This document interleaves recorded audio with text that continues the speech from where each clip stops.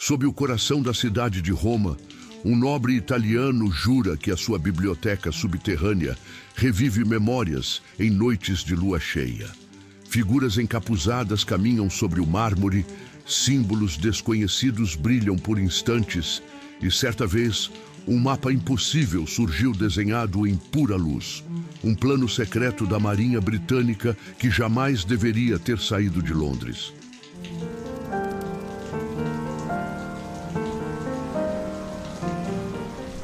Boa noite, amigos do Cine Travesseiro.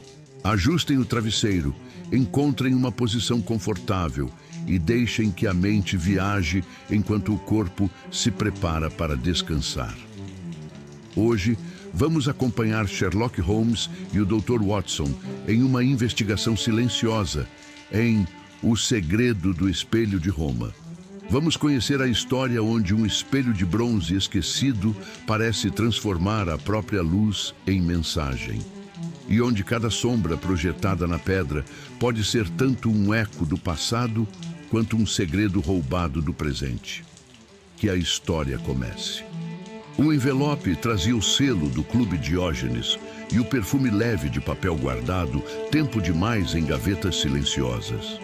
Não havia carta, nem assinatura, nem qualquer das justificativas prolixas com que tantos clientes costumam anunciar desgraças iminentes.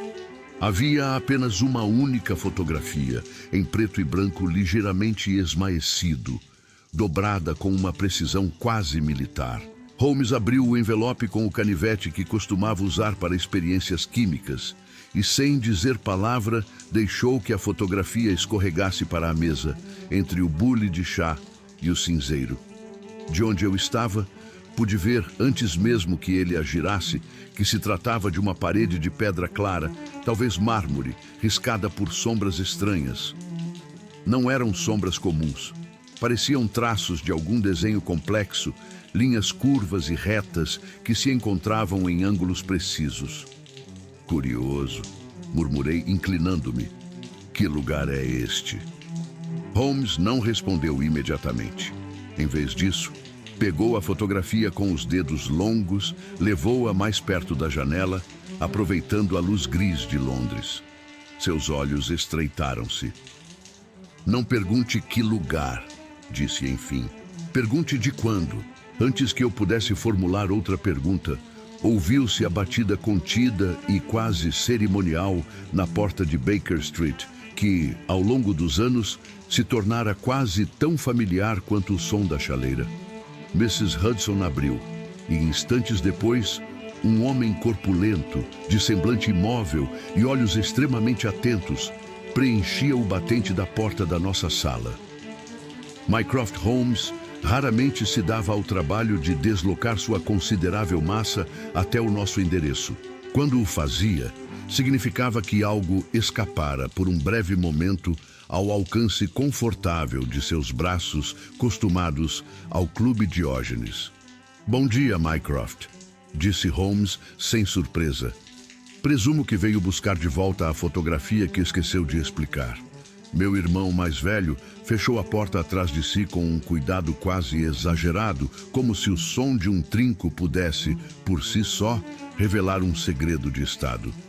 Bom dia, Sherlock, Dr. Watson, cumprimentou com um leve aceno de cabeça. Vejo que o correio foi, mais uma vez, mais rápido do que o portador.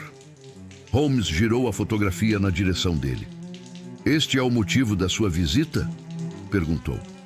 Uma parede de mármore mal iluminada e um desenho que, se não me engano, é um mapa náutico muito antigo. Mycroft aproximou-se, os olhos pousando na imagem com uma intensidade diferente daquela que dedicava aos jornais. Não é apenas um mapa náutico, corrigiu baixando a voz. É um esboço de rota de invasão, um plano de contingência da Marinha de Sua Majestade, elaborado há 50 anos. E cuidadosamente trancado em arquivos que não têm janelas. Sentei-me mais ereto. E o que faz um plano desses projetado numa parede de... Onde quer que isso seja? Perguntei. Mycroft tocou com a ponta do dedo de uma pequena inscrição no canto da fotografia, quase imperceptível. Aqui, disse. Este detalhe foi o que fez com que eu a enviasse a Sherlock antes mesmo de digerir o café da manhã. Reconhece este padrão no mármore? Holmes inclinou a cabeça. Sabe tão bem quanto eu que não sou arqueólogo, Mycroft, respondeu. Mas reconheço um tipo de pedra e uma forma de lavra. Trata-se de mármore talhado segundo padrões romanos tardios, com veios que lembram certas vilas subterrâneas sob o coração de Roma. Fez uma pausa. Mais especificamente, sob o bairro do Panteão. Mycroft assentiu ligeiramente. Recebemos esta fotografia por meio de canais que preferem permanecer anônimos, explicou. Acompanha um bilhete tão escasso quanto o envelope que você acaba de abrir. As sombras de Roma veem mais do que deveriam. Nada mais. Os peritos confirmaram que o desenho projetado na parede corresponde, com poucas variações, a um plano antigo de nossas rotas no Mediterrâneo. Como esse desenho saiu dos arquivos, é uma pergunta séria. Como foi parar numa ruína que oficialmente está lacrada há décadas? É outra. Holmes voltou-se para a fotografia, agora com a expressão que eu reconhecia de outros casos. A curiosidade que se estendia como um fio invisível entre Londres e onde quer que o mistério se escondesse.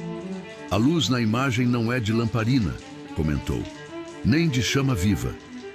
Veja aqui, Watson, o modo como as sombras se abrem suavemente sobre o mármore sugere uma fonte distante, constante, talvez difusa, algo como luminosidade refletida não emitida. Quer sugerir a lua? Perguntei. Talvez, respondeu ele. Ou outra forma de luz indireta. De qualquer modo, Mycroft, suponho que você não tenha vindo convidar-me para uma discussão sobre arquitetura romana. O que deseja? Meu irmão acomodou-se numa cadeira, o que sempre parecia exigir da mobília uma coragem extra. Desejo, disse com franqueza, que vá a Roma. Não para desmentir fantasmas, isso deixo para o clero, mas para descobrir quem está usando o passado como tela para exibir o nosso presente. Alguém sob aquelas pedras encontrou um modo de projetar segredos que deveriam permanecer apenas nas mesas do gabinete. E se é capaz de projetar este plano, talvez já tenha projetado outros. Holmes recostou-se, unindo as pontas dos dedos. Um teatro de sombras vivas sob Roma, exibindo mapas que só deveriam existir em Londres, murmurou. E um remetente que prefere a poesia ao detalhe técnico. É quase gentil da sua parte me oferecer um enigma com um cenário italiano, Mycroft. Não se engane, replicou o irmão seco. Se há poesia nisso, ela é tão perigosa quanto uma ordem mal redigida. O local, segundo pude apurar, é uma antiga vila romana adaptada ao longo dos séculos. Pertence agora a um nobre italiano, Conde Alvise della Rocca, que fez algumas escavações sob a casa, próximas às fundações, e afirma que, em certas noites de lua cheia, as paredes de sua biblioteca subterrânea ganham vida. Figuras encapuzadas, mapas de lugares que não existem mais, símbolos antigos. Talvez tenha começado como curiosidade arqueológica. E, de algum modo, alguém percebeu o potencial daquilo. Holmes deixou escapar um leve sorriso. E suponho que a igreja também já tenha opinião sobre o assunto, acrescentou. Seria pedir demais esperar que Roma deixasse uma aparência sem supervisão eclesiástica. Mycroft deu de ombros. Não duvido de que haja um cardeal muito interessado, admitiu. Mas o que me preocupa são menos as almas do purgatório e mais as rotas de nossa frota. Não é um pedido oficial do governo, Sherlock. É algo entre irmãos. Digamos que a capacidade do Sr. Conte em manter segredos se mostra, no mínimo, questionável. Prefiro que você veja com seus próprios olhos. Holmes pegou a fotografia mais uma vez e, por um instante, pareceu imaginar-se já dentro dela, caminhando pelo mármore frio. Muito bem, disse por fim. Roma, então. Watson, O que acha de trocar, por alguns dias, o nevoeiro do Tâmisa pelo eco de carruagens sob janelas renascentistas? Desde que não nos peçam para resolver todos os problemas da República Romana no processo, respondi. Creio que meus pulmões agradecerão o sândalo. Poucos dias depois, encontrávamo-nos em um vagão confortável que cortava a paisagem europeia rumo ao sul. A travessia até chegar à Itália foi feita em etapas, mas não pretendo aborrecê-lo com horários de conexão. Basta dizer que, quando finalmente avistamos as cúpulas e linhas de telhado de Roma, o sol já caminhava para o ocaso, tingindo de dourado as fachadas e arrancando brilhos discretos das cúpulas de igrejas. Roma tem um som próprio, um coro de vozes e rodas de carruagem sobre paralelepípedos que parece circular pelas ruas como uma música antiga. À medida que a carruagem que nos levava da estação até a região do Panteão avançava, eu sentia o corpo inteiro se ajustar a esse novo ritmo. O sacolejo suave sobre as pedras, o chamado de vendedores de frutas, o distante badalar de sinos em campanários que não conheciam os relógios de Londres. Ouça, Watson, comentou Holmes, abrindo ligeiramente a janela.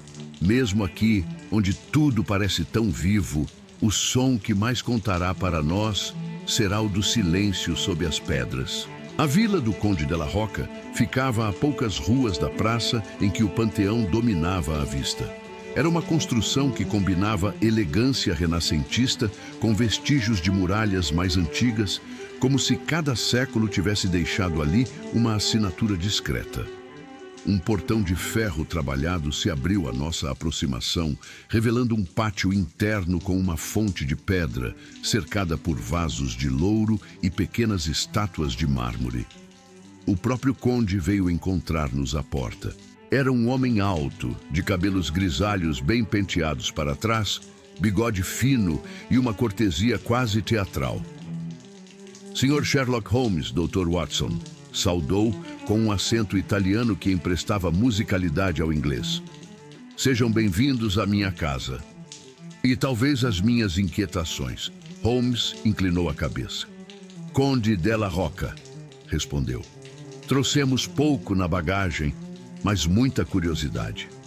Fomos conduzidos por corredores decorados com pinturas de paisagens e retratos de antepassados que nos observavam com olhares imóveis. O chão de mármore devolvia em brilho a luz suave que entrava pelas janelas altas. A cada passo, o som dos nossos sapatos fazia eco, lembrando-nos de que estávamos pisando sobre camadas de história.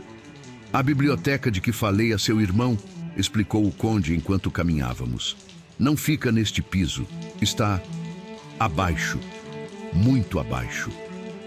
Fez uma pausa. A maioria dos meus convidados prefere fingir que ela não existe, mas quando se é da minha família, não se tem esse luxo. Paramos diante de uma porta de madeira pesada, reforçada por aros de ferro antigos. Aqui, disse ele, tirando do bolso uma chave de ferro demasiadamente grande para os padrões modernos. A partir deste ponto, Roma muda de voz. Ao abrir a porta, fomos recebidos por uma escadaria de pedra que descia em linha suave, iluminada por archotes elétricos estrategicamente colocados nas paredes. O som da cidade, que até então nos acompanhara como fundo constante, começou a apagar-se a cada degrau. O eco das carruagens, o murmúrio de vozes, o chamado distante dos vendedores, tudo ia ficando para trás, como se alguém fechasse, um a um, pequenos portais sonoros. Lá embaixo, o silêncio não era apenas ausência de ruído. Era um silêncio seco, como o de um livro fechado há séculos, ou o de uma tumba que não espera visitantes. As paredes, agora, já não eram um reboco moderno, mas pedra antiga, fria ao toque. Em alguns trechos, restos de afrescos delicados insinuavam cenas apagadas pelo tempo. Aqui é a primeira câmara, explicou o conde, acendendo outra luz discreta. À esquerda, restos de um antigo balneário. À direita, um corredor que leva a compartimentos que ainda não exploramos totalmente. Mas o que interessa ao Senhor é adiante. Seguimos por um corredor mais estreito, onde o cheiro de terra úmida deu lugar, pouco a pouco, a outro aroma. O perfume de sândalo queimado, suave mas persistente, e o odor indefinível de papel tão envelhecido que parecia prestes a dissolver-se ao menor toque. Havia também, pairando no fundo, uma nota metálica muito particular. Não de ferro, não de prata, algo que me veio à mente como o cheiro do bronze que esqueceu a luz do dia. Entramos, enfim, na sala que o conde chamava de biblioteca subterrânea. Era um espaço retangular, de teto mais baixo do que se esperaria para uma casa moderna, mas alto o bastante para não oprimir. As paredes eram de mármore claro, com veios escuros que as atravessavam como nervuras. Em nichos cavados na pedra, repousavam rolos de pergaminho, alguns livros em couro, pequenos cofres de madeira. Mas o que mais chamava a atenção não eram os objetos apoiados nas prateleiras improvisadas, e sim o que não havia. Não havia janelas, nem lamparinas acesas, nem vela. A iluminação vinha de algumas lâmpadas elétricas discretas, próximas ao teto. Mas quando o conde as apagou com um simples gesto, mergulhamos, por um instante, numa escuridão tão densa quanto a que separa o presente de um passado não lembrado.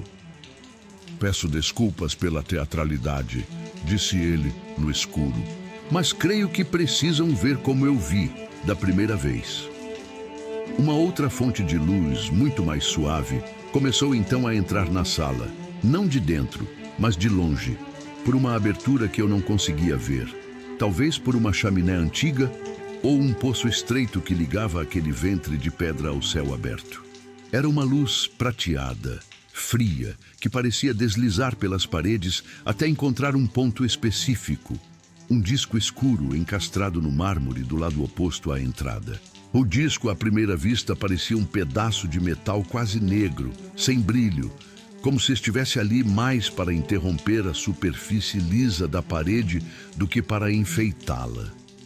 Mas à medida que a luz da lua, pois eu não tinha dúvida de que era ela, o tocava, algo mudou.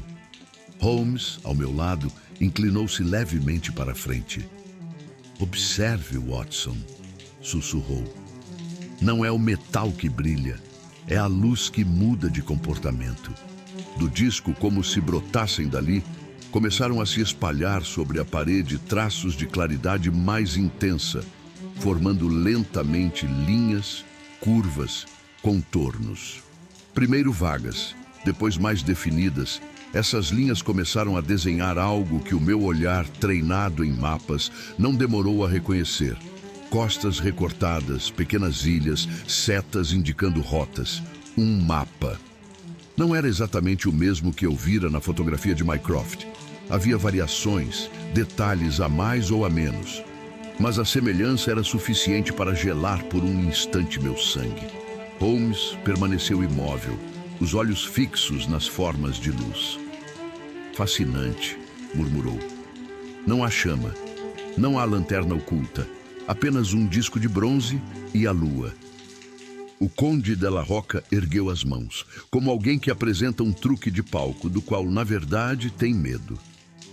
"É isso", disse em tom baixo. "Em certas noites os desenhos mudam. Às vezes são símbolos antigos, às vezes figuras encapuzadas. E uma vez, o que parecia um plano de fortificações costeiras que meu avô jurou nunca ter visto em nenhum livro. Quando soube que algo semelhante aparecera naquela fotografia, olhou na direção de onde imaginava estar Holmes. Temi que o que tenho aqui embaixo atraísse curiosos demais ou inimigos demais." Alguém pigarreou discretamente à entrada. Voltamos os rostos para o som, já que a sala ainda estava dominada pelo brilho do mapa na parede. Uma nova figura aproximou-se, seus passos medidos ecoando levemente. "Senhor Holmes", anunciou o conde, "permita-me apresentar o cardeal Rossi, da congregação para muitas coisas que não cabem em um título só. Ele tem um profundo interesse por tudo o que esta casa esconde. Um homem de meia idade, de rosto fino e olhos penetrantes, trajando batina escura com detalhes em vermelho discreto, entrou no alcance da luz. O brilho da projeção sobre o mármore refletia-se em seus olhos com uma intensidade quase devocional. Fascinante, não é, meus caros?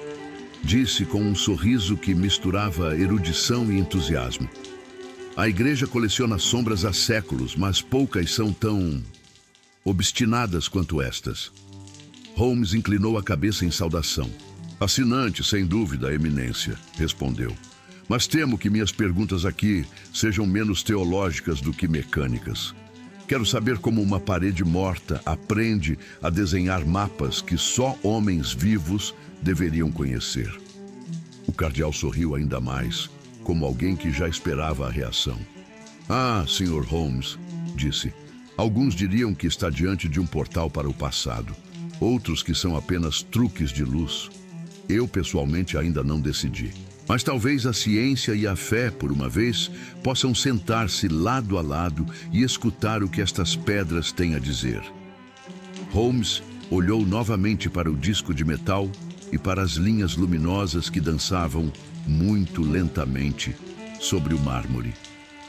Eu, murmurou, proponho-me a ser apenas um bom ouvinte do lado da ciência.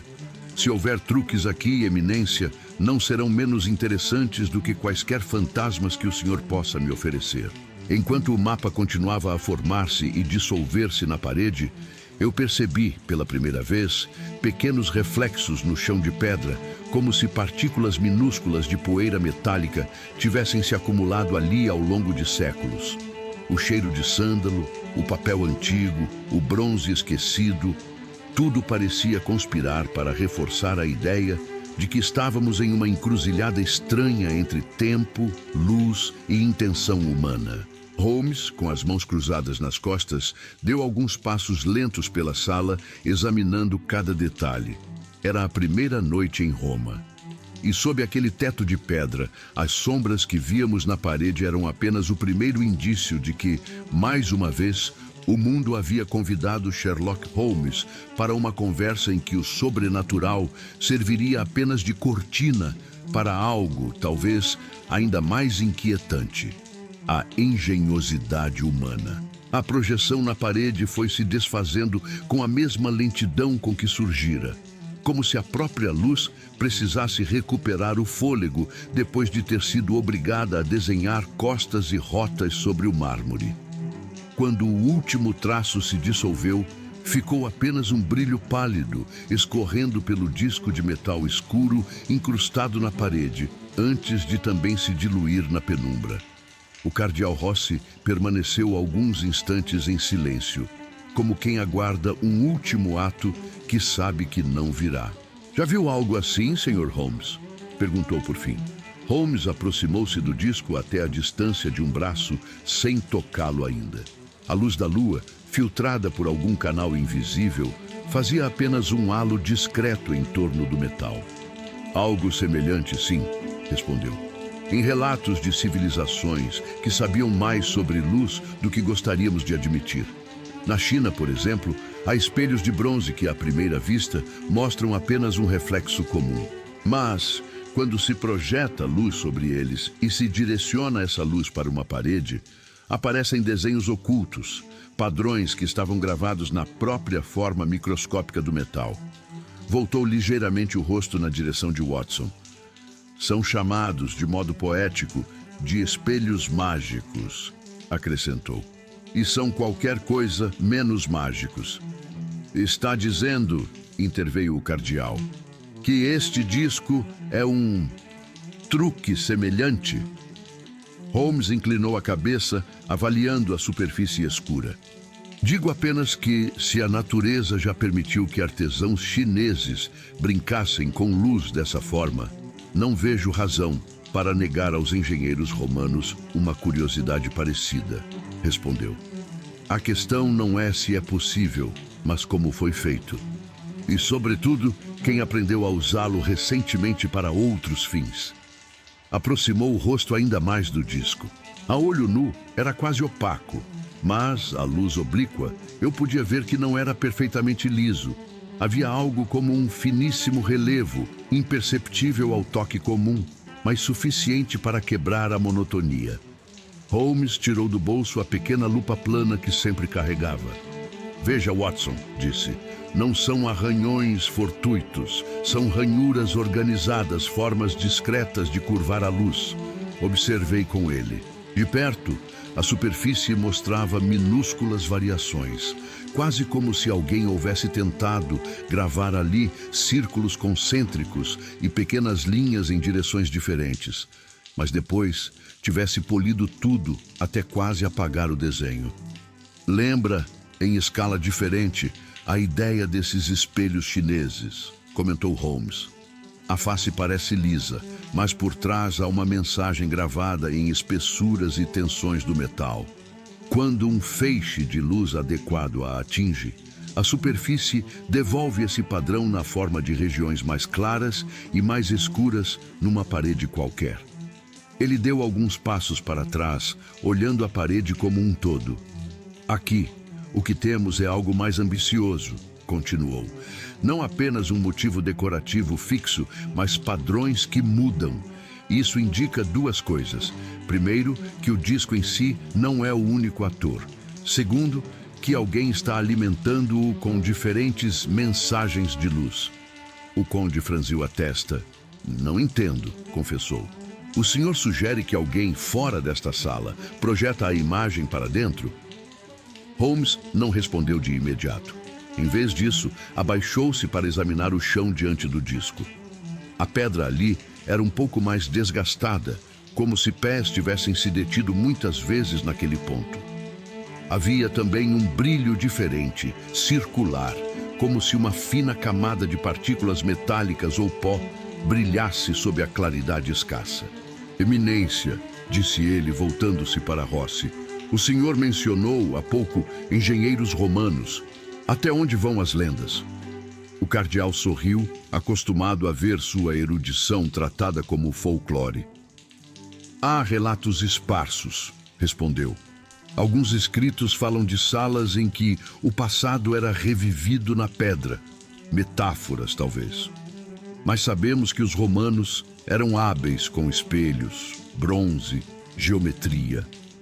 Se me permite, creio que, se tivessem um brinquedo como este, gostariam de ver desfiles, batalhas, talvez até mapas de conquista projetados nas paredes de suas vilas. Fez uma pausa. Os textos, porém, não mencionam nada tão preciso quanto isto aqui. Holmes assentiu. Depois voltou os olhos para mim. Watson, lembra-se do que Mycroft nos contou sobre o plano que apareceu na fotografia? Perguntou. Um esboço britânico de meio século, destinado a gavetas trancadas. Se algo assim se projetou aqui, e agora vemos outra configuração de linhas, quer dizer que este espelho não guarda apenas a memória do passado remoto. Ele está sendo usado para interpretar sinais do presente. Eu já tinha começado a suspeitar disso, mas ouvir a frase articulada me deu um pequeno arrepio. Então o senhor crê que as imagens não nascem aqui, arrisquei, mas chegam de longe, refletidas, decodificadas pelo metal? É uma hipótese mais razoável do que fantasmas estudiosos de cartografia, replicou Holmes. Ele afastou-se do disco e caminhou até o ponto da sala de onde a luz da lua entrava. Não havia janelas visíveis, mas um leve sopro de ar frio denunciava alguma forma de abertura vertical. Conte, pode mostrar-nos o caminho da luz? Pediu. O conde hesitou. Há um antigo poço de luz, explicou. Ou melhor, o que supomos ter sido um. A casa foi construída sobre estruturas romanas. Há um eixo que sobe até um pátio interno no nível superior. Em certas noites, quando a lua está alta e em determinada posição, o feixe que desce por ali cai diretamente sobre o disco. Subimos juntos por uma escada lateral estreita que nos levou a um pequeno pátio de pedras irregulares. Ali, no centro, uma abertura circular protegida por uma grade de ferro revelava um túmulo de escuridão abaixo, o poço pelo qual havíamos descido à luz. Holmes ficou um momento à borda, sentindo com o rosto a leve corrente de ar ascendente. Simples, eficiente, comentou. A lua faz o trabalho de uma lanterna magistral. Rossi juntou-se a nós. E o senhor acha que isso é tudo? Perguntou. Uma coincidência arquitetônica? Um capricho de ótica? Holmes lhe lançou um olhar oblíquo. Não, eminência, respondeu.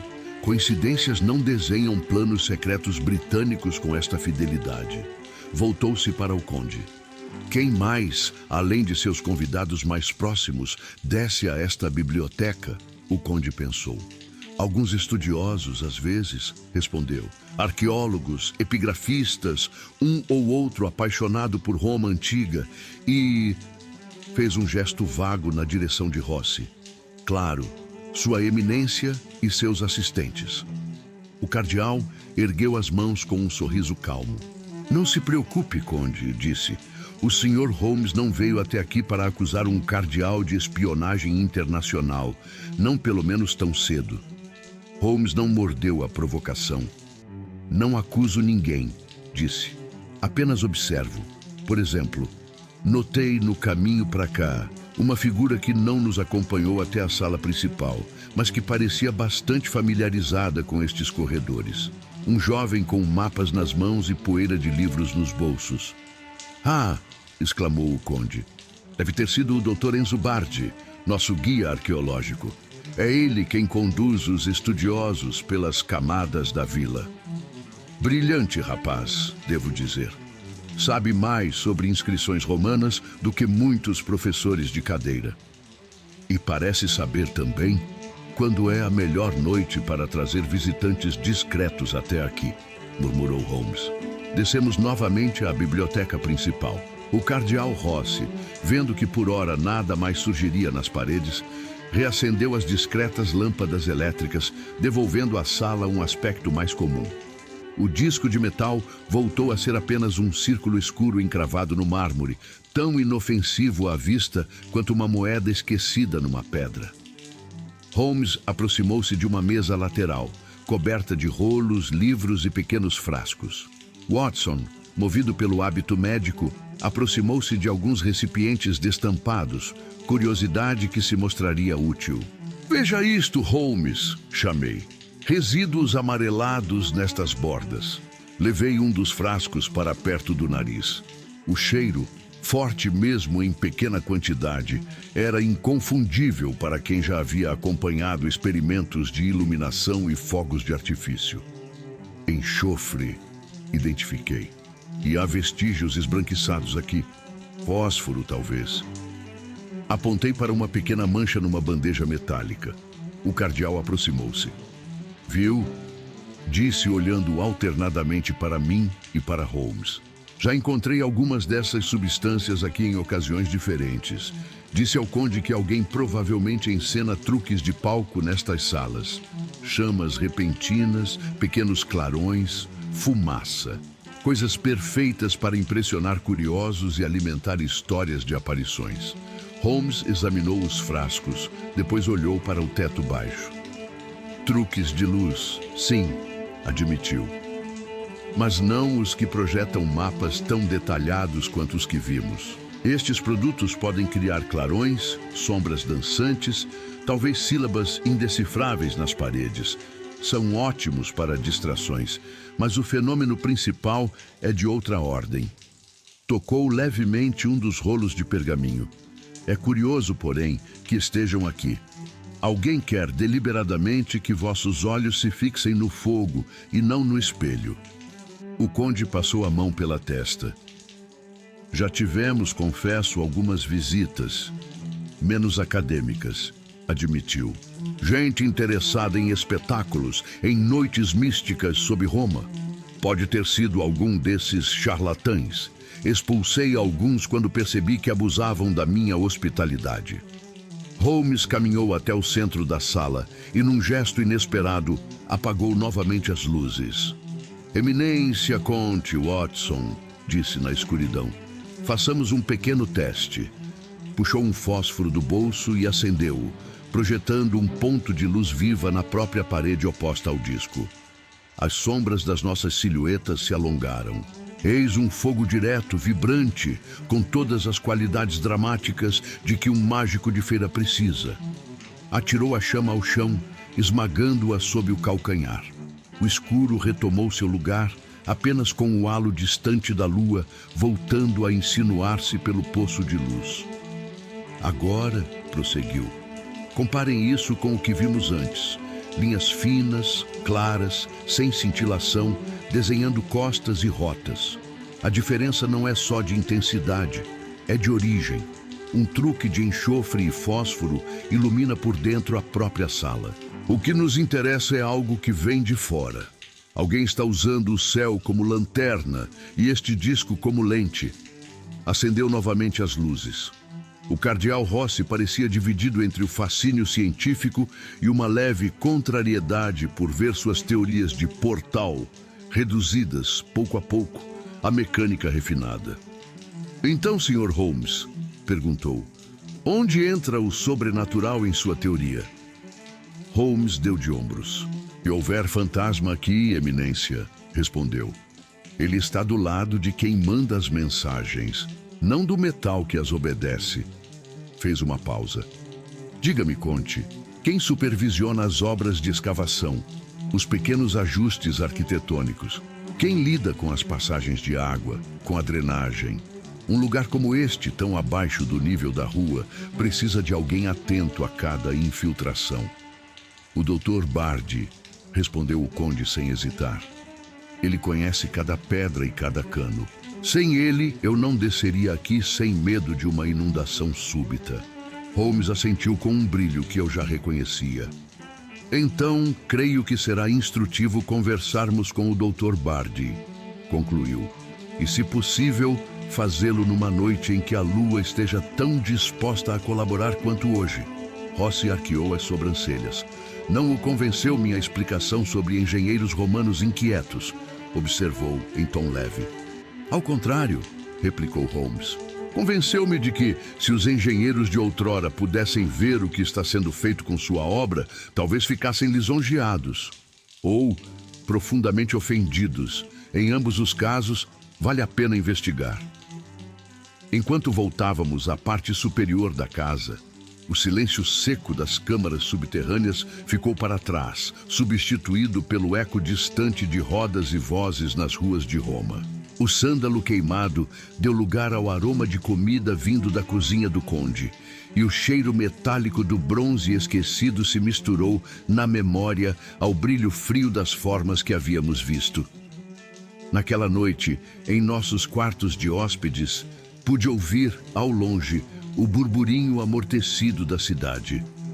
Holmes, à minha frente, permanecia acordado, sentado junto à janela semiaberta, o olhar perdido em alguma linha de cálculo invisível. Está pensando nos chineses? Perguntei, sonolento. Penso, respondeu ele, em qualquer homem, antigo ou moderno, que tenha olhado para o metal polido e dito: posso fazer a luz obedecer a mim. Fez uma pausa.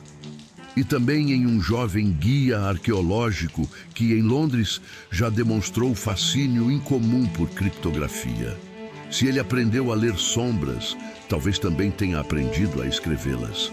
Fechei os olhos e as últimas imagens que me vieram foram as da parede de mármore, ora nua, ora coberta por mapas de luz. Eu ainda não sabia, naquela altura, o quanto aquelas sombras vivas tinham de encenação e o quanto de ameaça real. Mas uma coisa era certa. Em algum lugar entre o Clube Diógenes e as fundações de Roma, alguém havia decidido que o passado era um bom disfarce para espionagem. E Holmes, como sempre, caminhava na direção exata do ponto em que o truque e a verdade se encontravam. A manhã seguinte na vila começou com uma luz diferente da de Londres. Uma claridade dourada que escorria pelos telhados e batia nas persianas de madeira antes de se infiltrar em nossos quartos. O som da cidade filtrava-se em camadas, Vozes no italiano rápido, rodas de carruagem nos paralelepípedos, o chamado distante de um vendedor de frutas na esquina. Tudo parecia vivo, mas sob aquela superfície ruidosa eu sabia que nos esperava novamente o silêncio seco das câmaras subterrâneas. Encontramos o conde Della Rocca e o cardeal Rossi na sala de jantar. Sobre a mesa, café forte, pães recém-assados, frutas e uma pilha de cartas que o conde tentava sem muito sucesso ignorar. "Dormiram bem?" perguntou ele. "Imagino que, depois das sombras de ontem, a casa tenha parecido menos acolhedora." "Ao contrário", respondeu Holmes, servindo-se de café. "Achei reconfortante saber que, sob nossos pés, há um engenho que prefere trabalhar com luz e metal, não com punhais." Rossi sorriu, mexendo o açúcar na xícara. "Nem todo punhal corta na carne, Sr. Holmes", comentou. "Alguns atravessam mapas." "E alguns mapas, eminência", replicou Holmes. "São tão afiados quanto qualquer lâmina." Depois do desjejum, o conde informou-nos que o jovem guia arqueológico, Dr. Enzo Bardi, viria à vila naquela manhã para acompanhar um grupo de estudiosos em uma visita às seções menos conhecidas do subsolo. "Ele passa aqui quase todos os dias", explicou. "Quando não está em escavações patrocinadas pela universidade, está ajudando-me a não perder esta casa por alguma fissura desconhecida." Holmes mostrou um interesse que, para quem o conhecia, era quase impaciente. "Excelente", disse. "Gostaria muito de observá-lo em seu elemento natural, antes de fazer perguntas diretas. Nada revela tanto um homem quanto vê-lo guiando os outros por caminhos que domina." Pouco tempo depois, um sino discreto tocou na entrada. Um criado anunciou a chegada do Dr. Bardi. Era um homem de pouco mais de 30 anos, magro, de rosto vivo, cabelos escuros um pouco desalinhados, mãos manchadas de terra recente e tinta seca.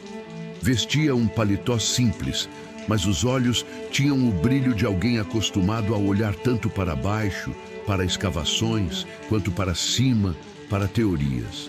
Assim que entrou na sala, notei uma breve hesitação, quase imperceptível, ao reconhecer Holmes. Não era surpresa absoluta, como a de um desconhecido apresentado a uma figura famosa. Era o reconhecimento de alguém que já vira aquele rosto antes, em outro contexto. Holmes levantou-se com um sorriso cortês. "Dr. Enzo Bardi", disse. "Se não me engano, já nos cruzamos em Londres, anos atrás. Uma palestra no Royal Institute sobre criptografia e linguagens simbólicas. Lembro-me de um jovem italiano que me fez perguntas muito pertinentes sobre a possibilidade de usar espelhos em sistemas de código." Bardi corou levemente, mas sustentou o olhar. "Tem uma memória terrível, Sr. Holmes", respondeu com um italiano que logo deslizou para um inglês fluente. "De fato, estive naquela palestra. Eu era ainda estudante. Falei consigo sobre faróis e sinais de luz. Não esperava que o senhor guardasse o rosto de um aluno anônimo." "Raramente esqueço rostos que carregam perguntas boas", respondeu Holmes. "Especialmente quando as perguntas versam sobre luz e sombras." O conde interveio, animado. "O Dr. Bardi conhece cada pedra desta casa", disse. "Se quiser voltar às câmaras de ontem, sugiro acompanhá-lo. Tenho alguns assuntos a tratar na cidade, mas confio mais nele, debaixo da terra, do que em mim mesmo." Descemos então novamente à região subterrânea, desta vez em companhia de Bardi. A cada corredor, ele apontava inscrições, restos de mosaicos, canaletas antigas por onde um dia correra a água quente. Falava com uma mistura de paixão e didatismo, que eu, como médico, reconhecia em bons professores. "Roma sob Roma", comentou ele, com um gesto amplo ao abrir uma porta que levava a uma sala com restos de afrescos de banhos. "A cidade que foi coberta e esquecida. Aqui, cada centímetro guarda pelo menos 2 séculos de conversa." Holmes escutava, aparentemente interessado em cada insígnia. Mas eu sabia que sua atenção estava também nas pequenas coisas. A maneira como Bard tocava as paredes, os pontos em que seu olhar parecia buscar algo além do decorativo, os momentos em que sua voz baixava ligeiramente ao mencionar passagens de água. "E quanto à biblioteca?" perguntou Holmes em dado momento. "Há quanto tempo trabalha com o conde nas escavações daquela sala?" Bard pensou por um instante. "Uns 3 anos", respondeu. "Encontramos a câmara por acaso, ao seguir um antigo aqueduto subterrâneo que passava sob a casa. Eu achava que havia apenas uma cisterna. Acabamos encontrando aquele espaço maravilhoso. O disco de bronze já estava lá, mas muito mais opaco, coberto de incrustações. Parecia um tampo esquecido de alguma coisa. Limpei apenas o suficiente para identificar o metal e o provável uso original." "Original?" ecoou Holmes. "Um espelho", explicou Bard. "Os romanos usavam bronze polido como superfície reflexiva. Alguns desses espelhos, quando muito bem trabalhados, tinham propriedades curiosas com a luz. Há histórias..." Deu de ombros. "Mas, como cientista, prefiro falar do que posso medir." Holmes sorriu de leve. "Nem sempre é fácil separar as histórias daquilo que elas descrevem", observou. "Às vezes, as lendas são apenas relatórios de campo com metáforas a mais." Chegamos novamente à biblioteca subterrânea. A luz elétrica foi acesa, revelando o ambiente em detalhes familiares. As paredes de mármore, os nichos com pergaminhos, o disco escuro na parede.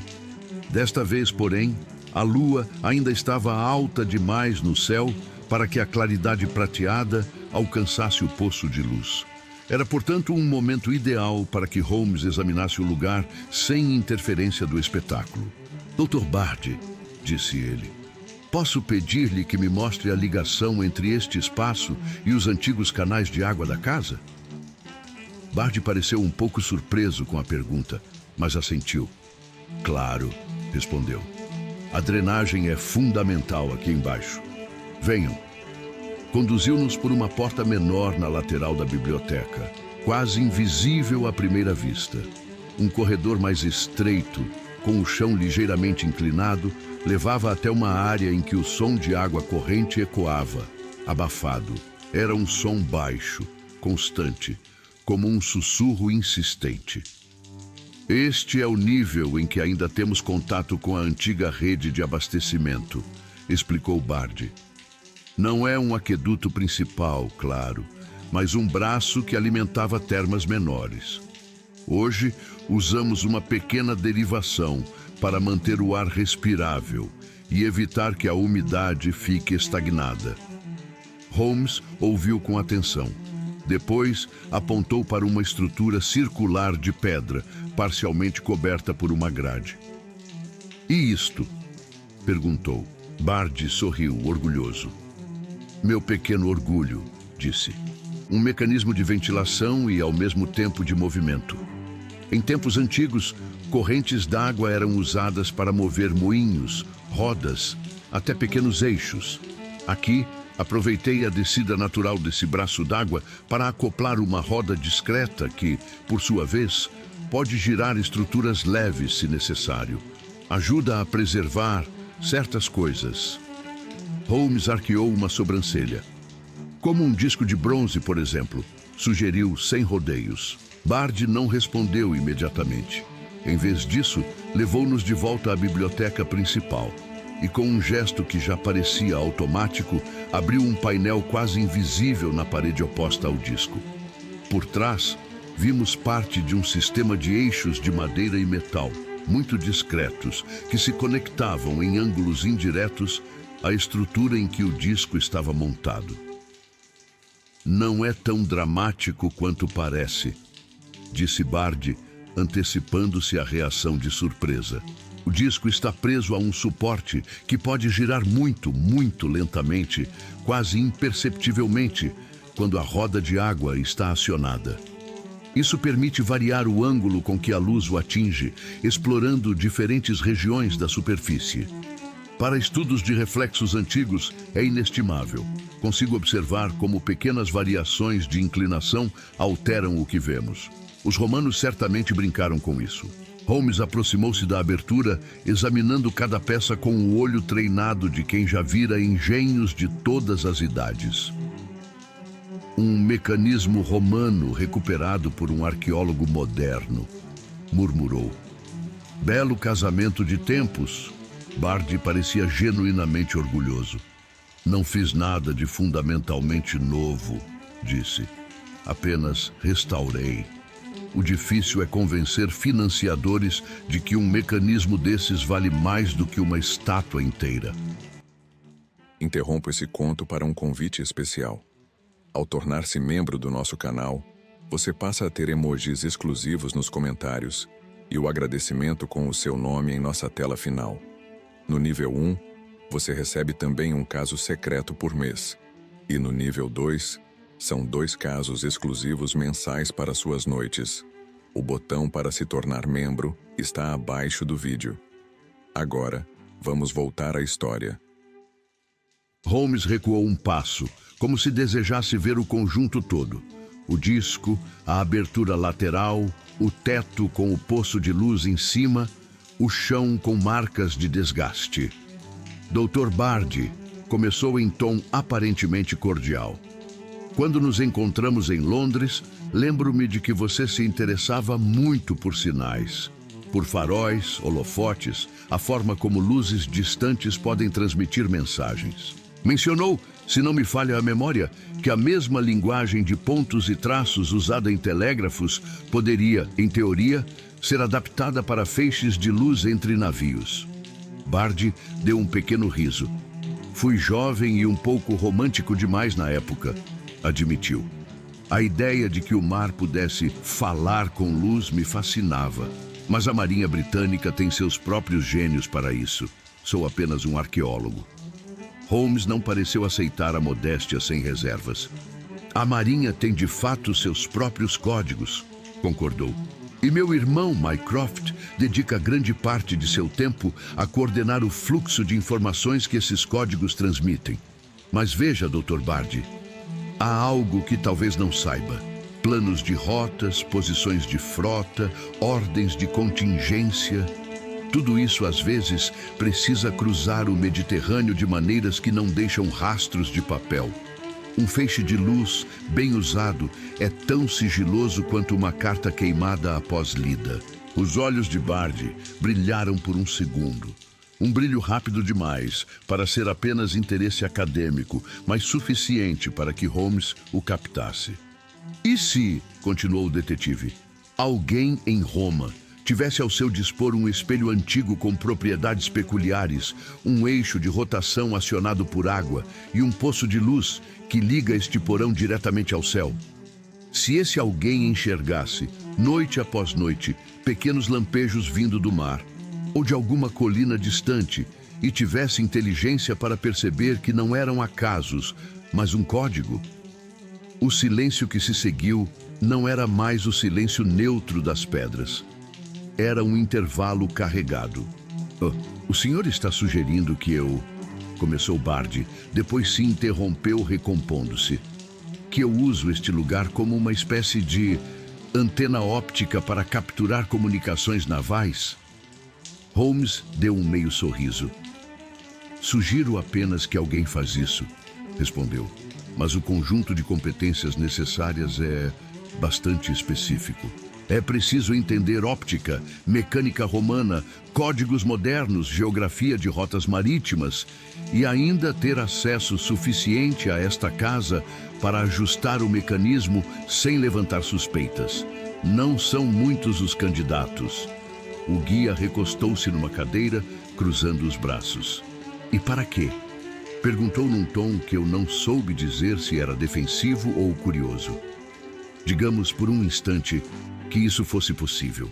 Que vantagem alguém teria em ver, projetados numa parede de mármore, mapas efêmeros, esquemas de rotas que se apagam com a lua? Holmes não retirou os olhos dele.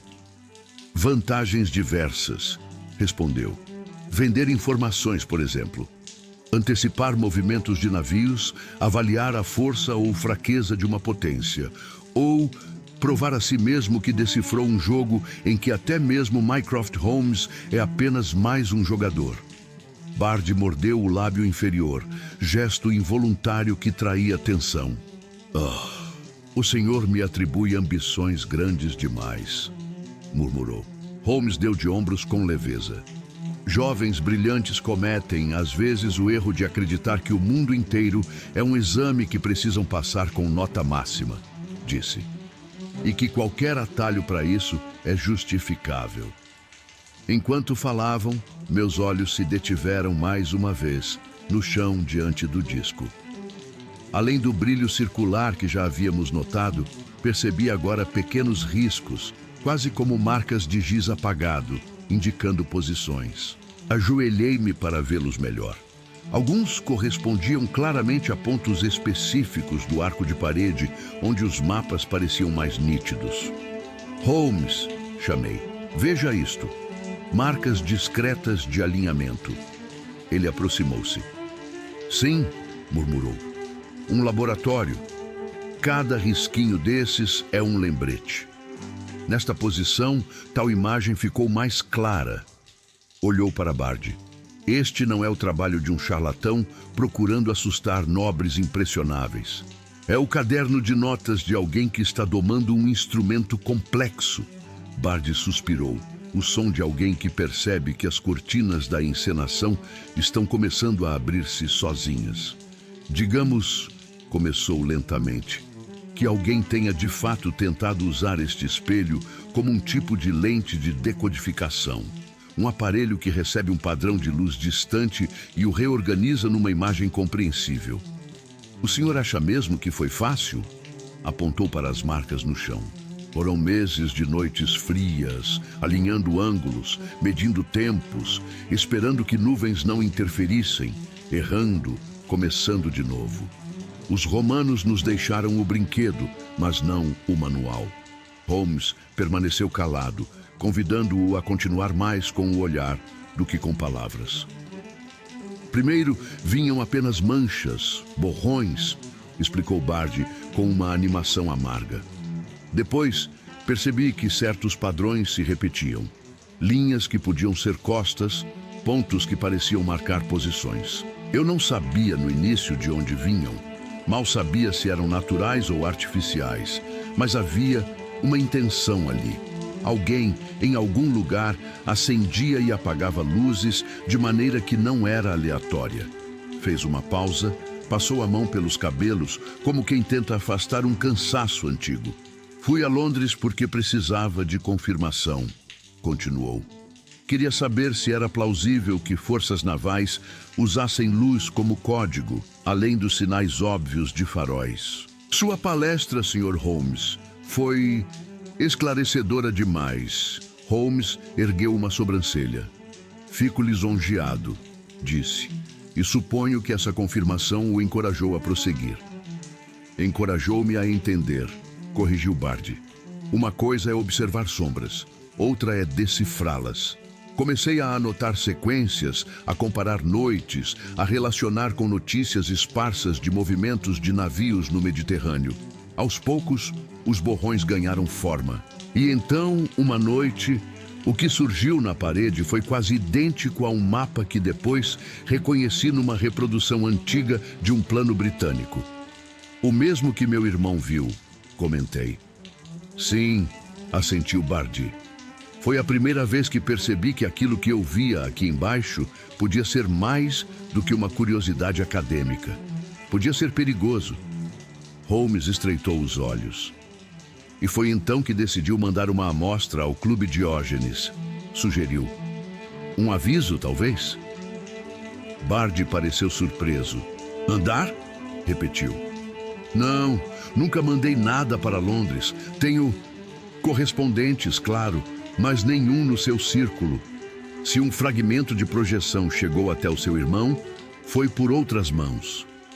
Holmes ficou em silêncio por um momento, processando essa nova informação.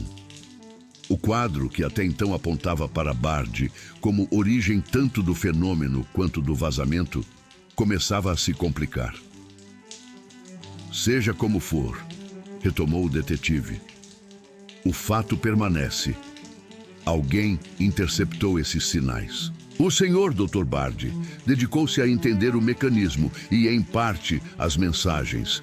A pergunta que resta é: o que fez, ou pretende fazer, com esse conhecimento? Os olhos de Bard, por um breve instante, buscaram a porta que dava ao corredor, como se calculasse rotas de fuga. Mas encontrando ali apenas pedra e as figuras tranquilas de Watson e do cardeal, pareceu desistir da ideia. O senhor fala como se eu estivesse sentado sobre um tesouro pronto para ser leiloado, disse. A realidade é menos grandiosa. Descobri que podia ver recortes de conversas que não me pertenciam. Não posso mudá-las, não posso interrompê-las. Posso apenas observá-las. É como estar escondido num confessionário ouvindo línguas estrangeiras. Você sabe que algo importante está sendo dito, mas não tem todas as chaves. Holmes deu um passo mais perto. E, ainda assim, alguém achou que valia a pena roubar, fotografar e enviar um desses recortes para Mycroft. Insistiu. O que me diz, Dr. Bard, é que temos pelo menos duas inteligências ativas aqui. A sua, que manipula o espelho, e outra que manipula aquilo que dele sai. Bard fechou os olhos por um instante, como se buscasse dentro de si uma decisão. Talvez, disse enfim, eu não seja o único a frequentar esta biblioteca quando a lua está alta. Holmes inclinou a cabeça, satisfeito com a fissura que se abria na parede de silêncio. Nesse caso, concluiu virando-se levemente para mim, Watson, creio que nossa próxima noite em Roma será mais movimentada do que a última. Temos não apenas um espelho de sombras vivas, mas também espectadores ocultos, e entre eles, alguém que decidiu convidar Mycroft para a plateia. Enquanto deixávamos a biblioteca, a ideia de que aquele espaço servia, ao mesmo tempo, como relíquia arqueológica, laboratório óptico e sala de espionagem, tornava o ar ainda mais denso. A cada degrau que subíamos de volta à superfície, eu tinha a estranha sensação de que não estávamos apenas emergindo para Roma, mas também subindo em direção a um tabuleiro maior, onde luzes distantes, espelhos antigos e ambições modernas se alinhavam como peças de um jogo, que por fim começávamos a enxergar. Naquela tarde, Roma parecia ter decidido exibir todas as suas cores de uma só vez. No pátio interno da vila, eu via, por entre a grade do poço de luz, uma fatia do céu que ia, aos poucos, do azul intenso ao dourado, enquanto a cidade retomava o concerto de vozes, rodas e passos. Lá embaixo, porém, o mundo preparava-se mais uma vez para um espetáculo que dependia menos do sol e mais da paciente subida da lua. Holmes passou grande parte das horas de luz com um caderno aberto diante de si, desenhando esquemas que lembravam tanto diagramas ópticos quanto mapas de batalha. Bard, chamado discretamente pelo conde, juntou-se a nós no salão superior, trazendo consigo rolos de papel com anotações, traços de curvas e pequenas tabelas de horários. Se vamos falar seriamente, disse o arqueólogo, é melhor que o façamos com todas as peças diante de nós. Espalhou sobre a mesa um grande folha, onde em círculos concêntricos e linhas radiais, havia desenhado algo que reconheci como uma projeção simplificada da superfície do disco de bronze. Cada círculo destes, explicou, corresponde a uma zona com leve diferença de curvatura e tensão no metal. Quando a luz incide em determinado ângulo, certas zonas refletem mais intensamente, outras dispersam. É parecido em espírito com o que os antigos espelhos chineses fazem. Pequenas variações na espessura e curvatura produzem padrões de brilho e sombra a alguma distância. Holmes inclinou-se sobre o desenho interessado. Como uma lente de Fresnel ao contrário, comentou. Em vez de concentrar luz num ponto, distribui-a em um padrão. Os degraus ou ranhuras no metal espalham ou focam partes do feixe em regiões diferentes da parede. Exato, assentiu Bardi. A diferença é que aqui não temos apenas um padrão fixo, como um símbolo gravado. Temos zonas que podem ler diferentes combinações de luz. Pense nisto como uma máquina de decodificação primitiva. A forma do espelho é o filtro, que transforma sequências de luz que vêm de fora em imagens compreensíveis aqui dentro. Ele apontou para outra folha, onde colunas de números indicavam horários e direções. Passei meses anotando, continuou. Cada noite em que a lua estava em determinada posição, cada variação de brilho que percebia vindo de um setor específico do horizonte. Se alguém do outro lado acendia e apagava sinais em um ritmo peculiar, o espelho reagia. No começo, eu só via ondulações, depois linhas. Quando percebi que certos padrões se associavam sempre aos mesmos horários e dias, comecei a suspeitar que eram mensagens, não caprichos do céu. Holmes tamborilou os dedos na borda da mesa. E em algum momento alguém percebeu que você havia percebido, observou.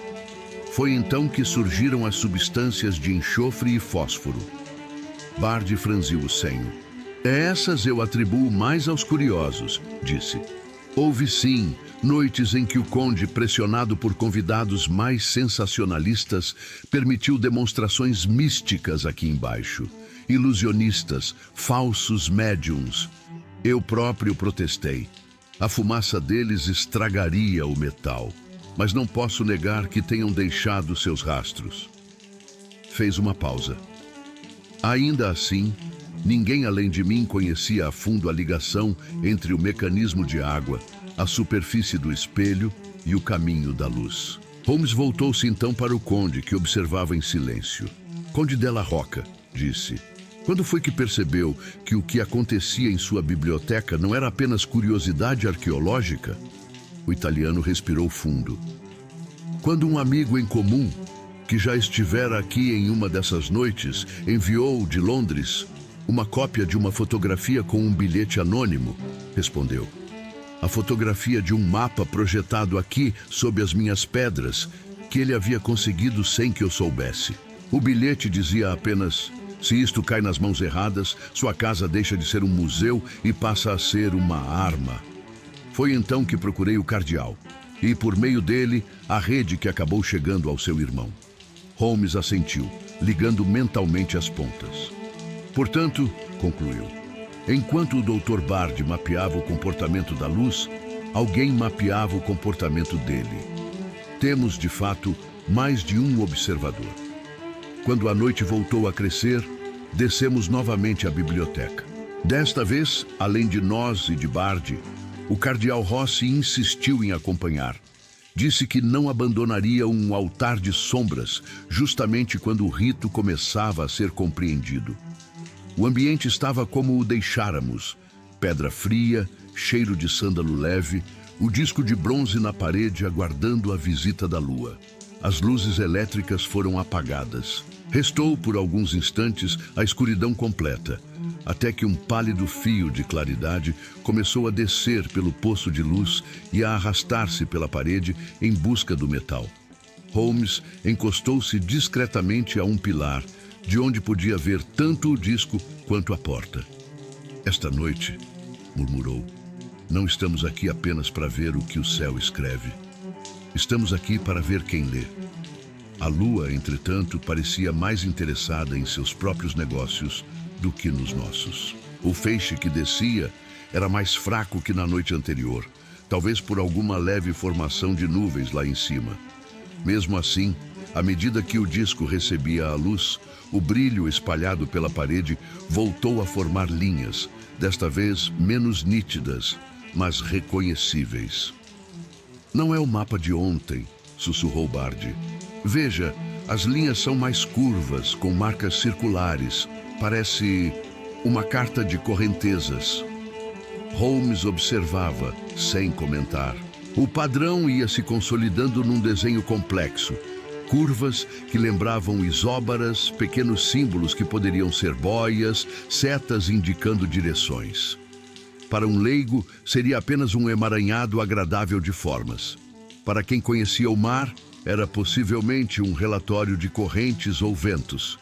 Informações meteorológicas em tempo quase real, murmurou Holmes mais para si do que para nós.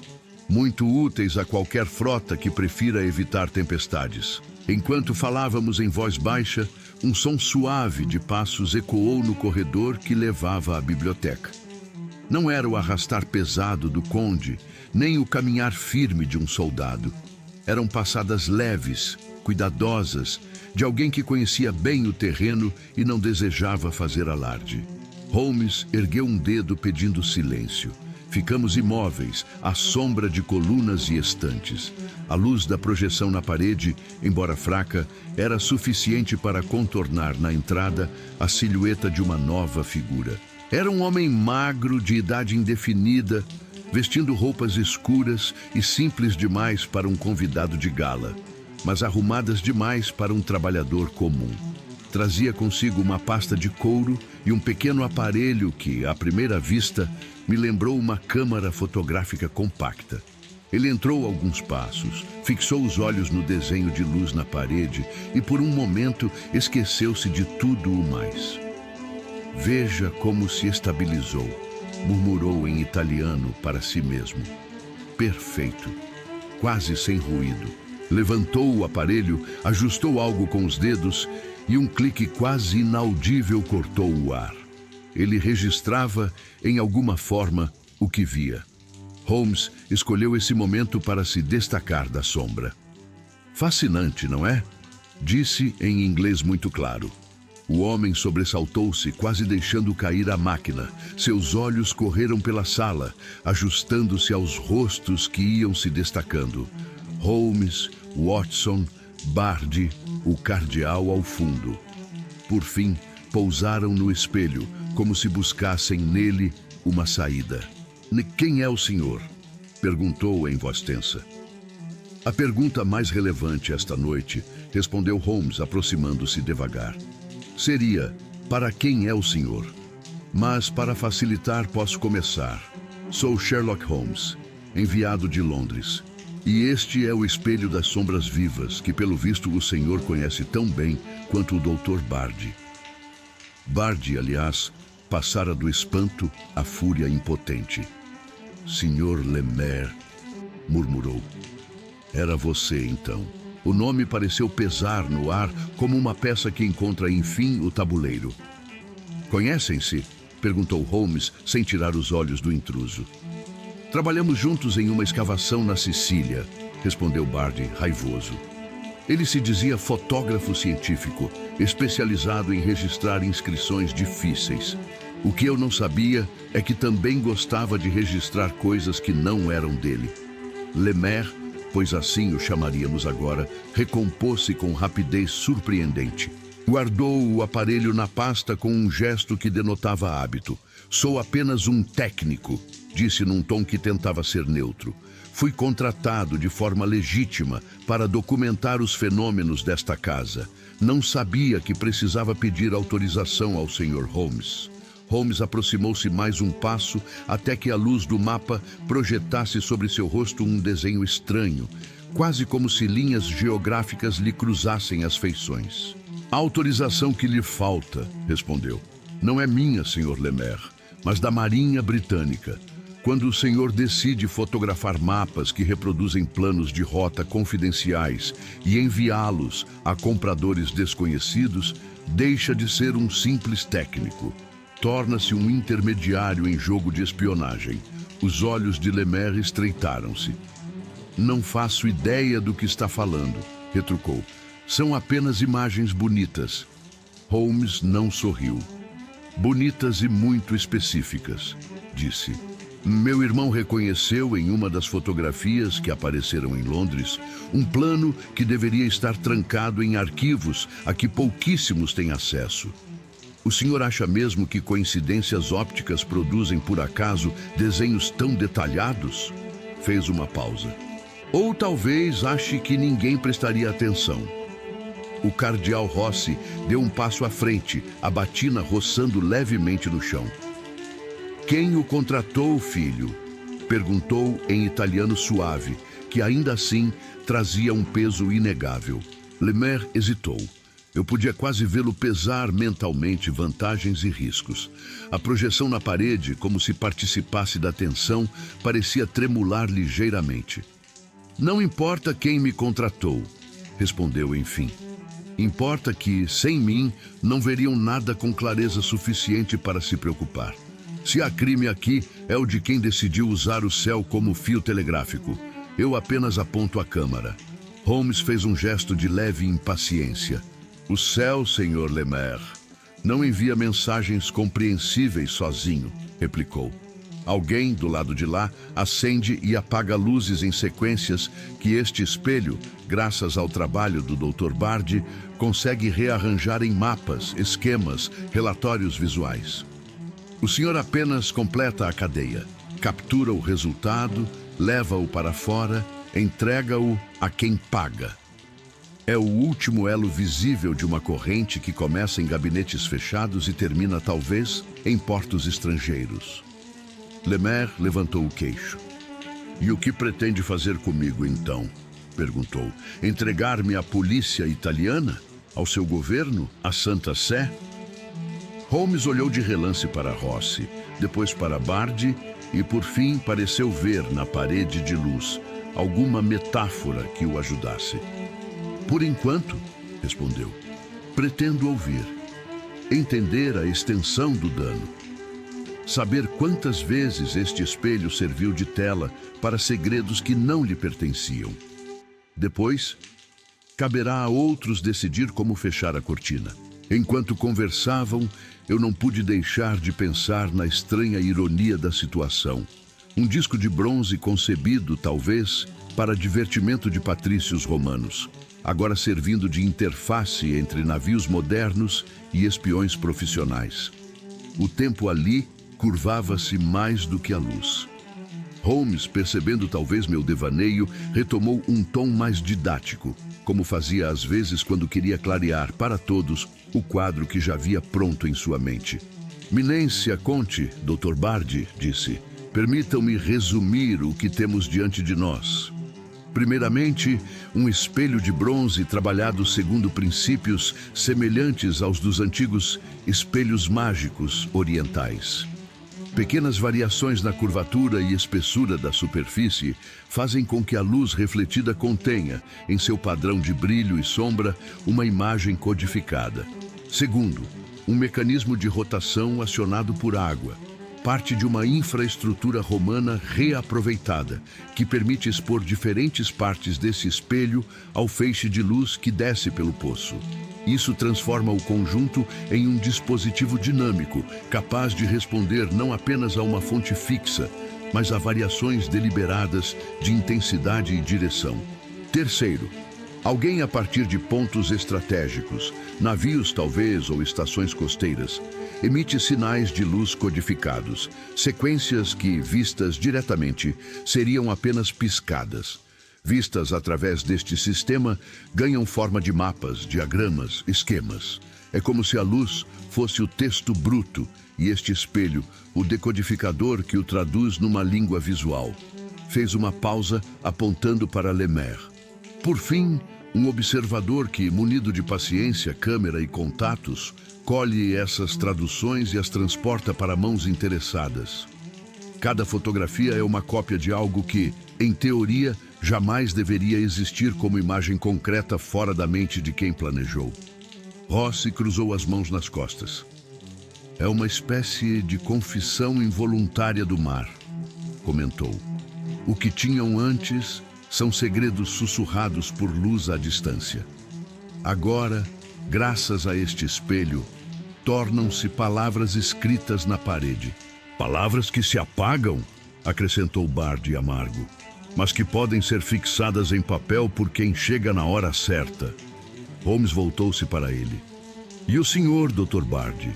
Perguntou mais suave. Em que ponto desta cadeia decidiu parar?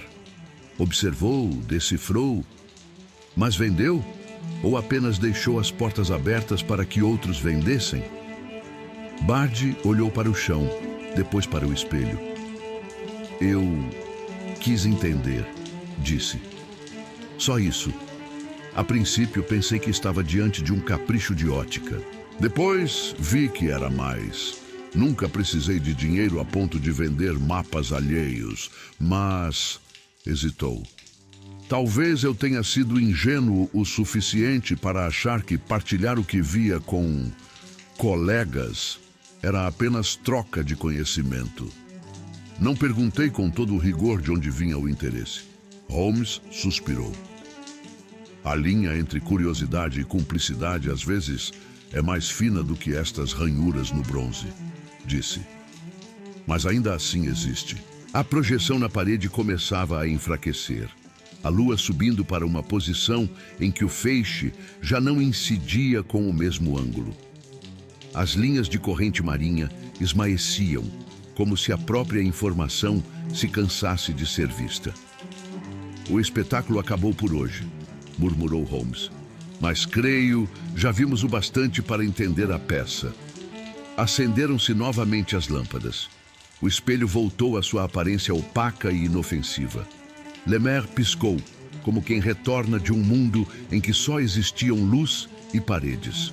E o senhor acha então, disse ele com um humor seco e quase admirado, que este engenho romano, resgatado por um arqueólogo curioso, se tornou, por acidente, o melhor decodificador de sinais de luz do Mediterrâneo? Não por acidente, corrigiu Holmes, por convergência. Homens em Londres decidiram usar a luz como mensageira. Homens em Roma decidiram ver o que a luz fazia com o bronze antigo. E o Senhor decidiu que qualquer conversa secreta é, por natureza, um convite. O cardeal aproximou-se de Lemaire. Seja qual for o julgamento que o espera, filho, disse sério. Lembre-se de que nem todo segredo que podemos ouvir precisa ser ouvido.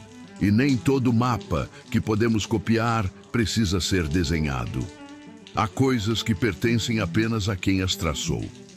Holmes, cansado mas atento, caminhou até o espelho e pousou a mão, com delicadeza, na moldura de pedra que o cercava. Este objeto, disse mais baixo, foi feito talvez para divertimento estético, talvez para exibir cenas antigas. Em mãos humanas, acabou servindo a algo mais sombrio. Não é diferente de muitas das invenções deste século. A pergunta sempre não é o que a coisa pode fazer, mas o que decidimos que ela fará.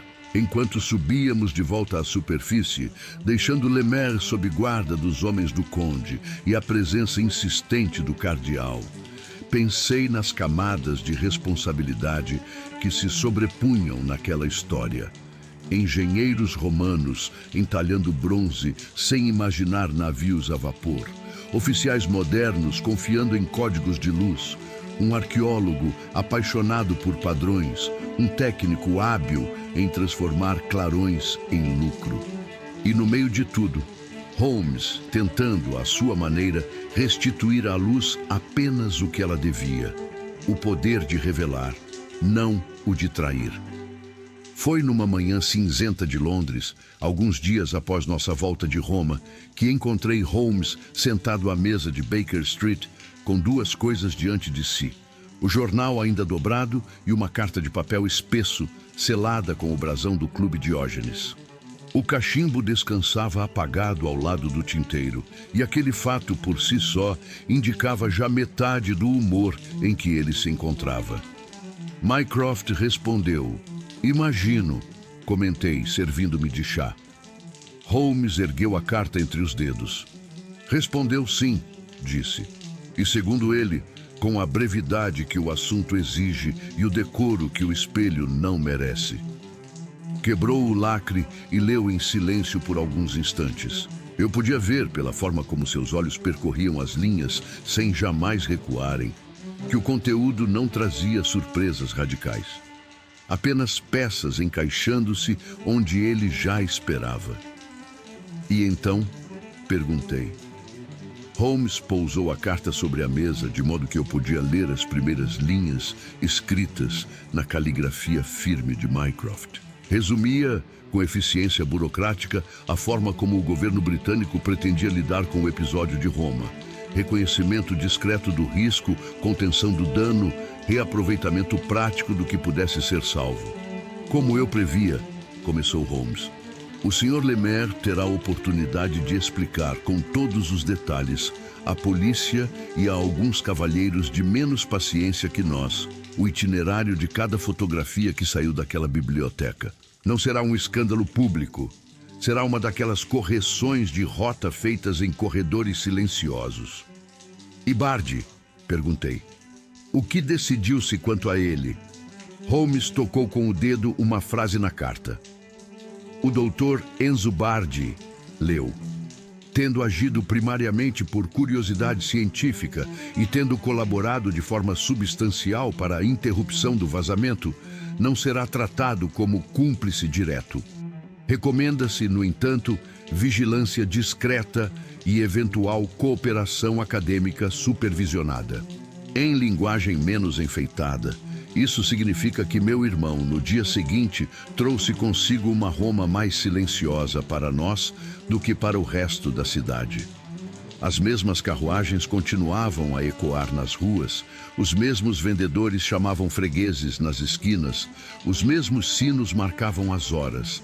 Mas, dentro da vila do Conde della Rocca, o ruído que importava naquele momento vinha de papéis sendo desdobrados e de penas riscando relatórios. Holmes escrevera a Mycroft logo após nossa volta à superfície, na noite anterior. A missiva, embora breve, continha um resumo preciso.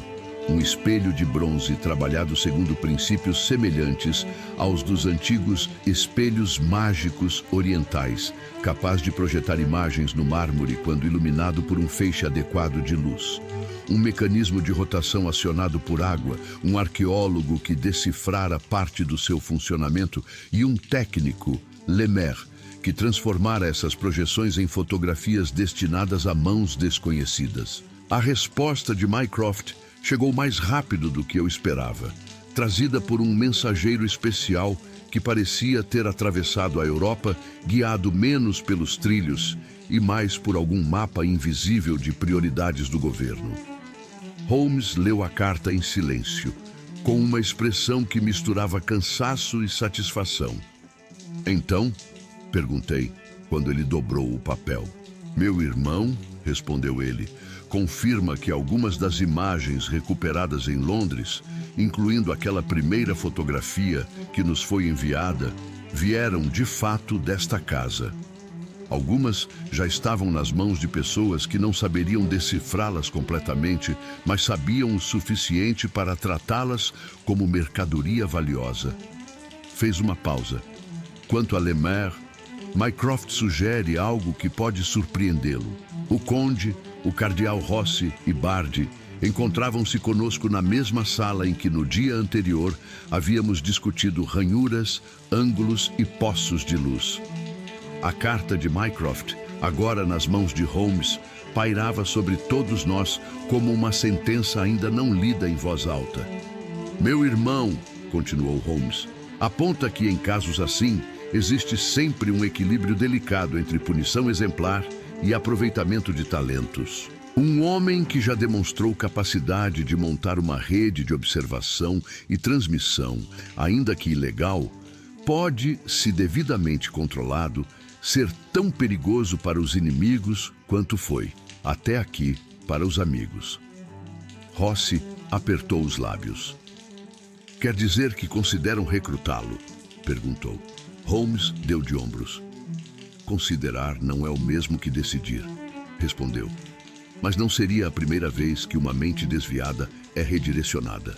A prisão simples, aqui, chamaria a atenção demais para este lugar e para o mecanismo. A execução, além de desnecessária, criaria um mártir. Já o uso discreto pode, ironicamente, reparar parte do dano causado.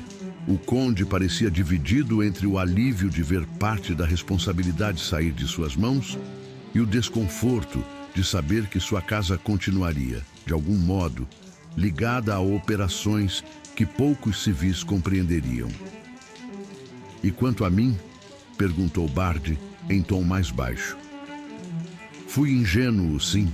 Talvez mais do que isso. Não sou, porém, um espião. Ao menos não por intenção. Holmes voltou-se para ele com um olhar menos severo do que o que dirigira a Lemaire na noite anterior. Há culpas diferentes nesta história, disse. A sua é a de ter aberto uma porta sem perguntar, com rigor suficiente, quem mais passaria por ela. A de Lemaire é a de ter visto na porta aberta uma oportunidade de negócio. A de quem mandou os sinais de Londres, essa ninguém aqui pode julgar.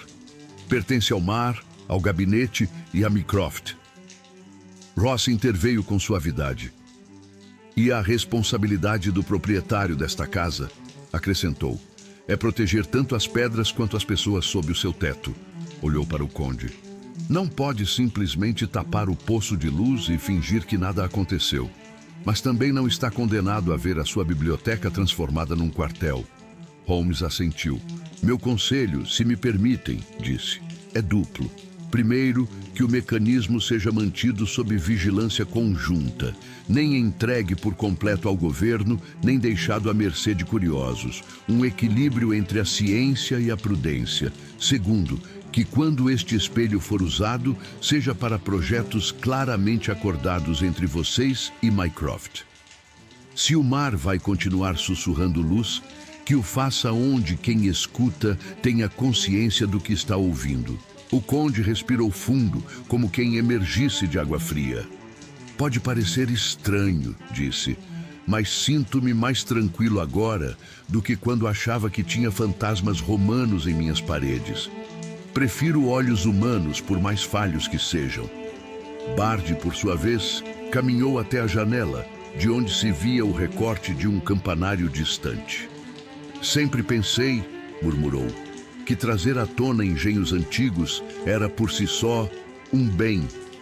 Mostrar o que os antigos sabiam, dar-lhes crédito. Não imaginei que, ao fazer isso, entregaria a homens modernos uma arma que eles mesmos ainda não tinham inventado. Holmes sorriu de leve.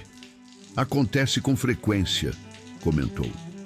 A arqueologia às vezes devolve ao presente mais do que estávamos prontos para manusear. Mas não é culpa das pedras, é das mãos.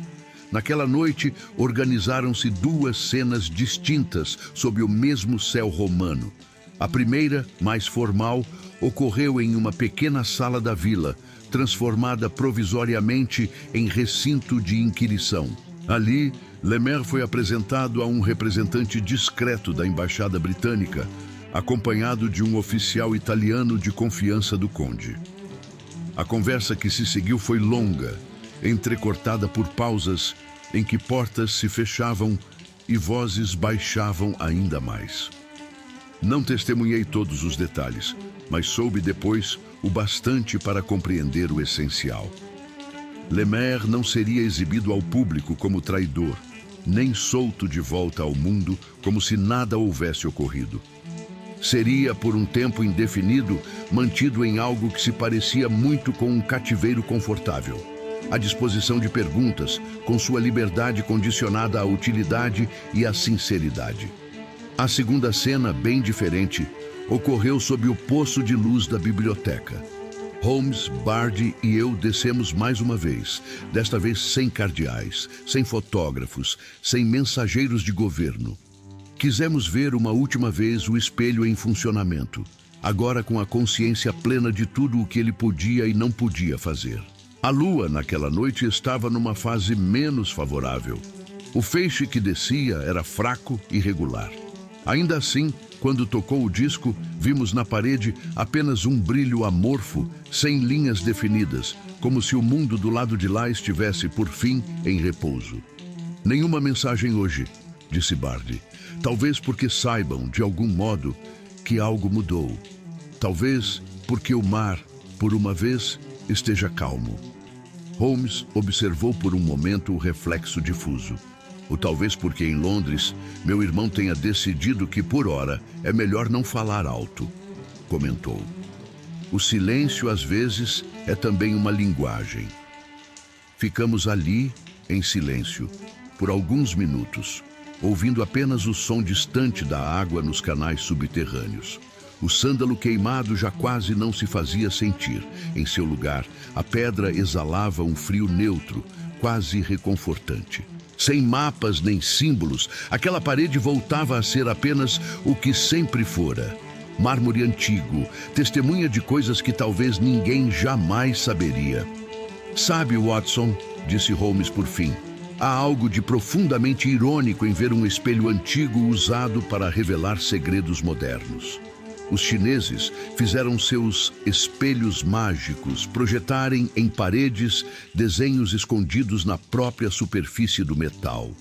Os romanos talharam aqui algo semelhante, talvez por gosto, talvez por ciência. Nós, no século XIX, achamos que inventamos a espionagem e a criptografia. No fim, apenas adicionamos mais camadas de luz e sombra a um jogo que o mundo joga há muito tempo. A diferença, respondi, é que agora temos Holmes e Mycroft olhando para o tabuleiro. Ele riu baixinho. E um espelho romano que, por uma vez, terá a oportunidade de servir a algo mais nobre do que o vai-vem de papéis vendidos, completou. Ao deixarmos a biblioteca pela última vez, o conde mandou que fechassem, não as portas, mas certos acessos menos visíveis, corredores secundários, escadas de serviço, passagens que Lemaire utilizara. O espelho continuaria ali, mas sob chaves menos fáceis de copiar. Na manhã de nossa partida, o céu sobre Roma estava limpo, azul profundo. Do alto da escadaria que levava ao portão, podíamos ver ao longe a cúpula de uma igreja brilhando ao sol. A cidade, com suas camadas de passado e presente, parecia respirar de maneira mais tranquila para nós do que quando chegáramos. O conde apertou nossas mãos com uma gratidão sincera. Quando escrevi pela primeira vez ao cardeal, confessou, temia que me dissessem que minha casa era maldita. Em vez disso, descubro que ela é apenas complexa. Prefiro assim.